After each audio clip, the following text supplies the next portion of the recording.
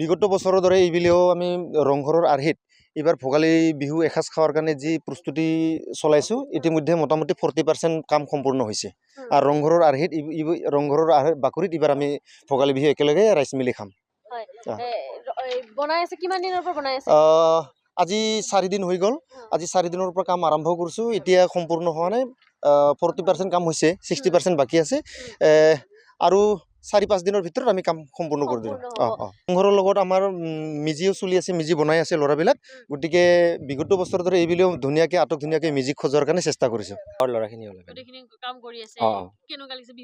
বিহু লাগিছে আৰু এতিয়া বিহুৰ বতৰ আহিছে, মানে এনেকে কামখিনি কৰাৰ ক্ষেত্ৰত আৰু বিহুটো আৰু বেছিকে জাগি উঠে আৰু মানে ধানৰ নৰা কাটা হৈছে আৰু ধানৰ নৰা কাটি আনি এনেকে প্ৰস্তুত কৰা হৈছে।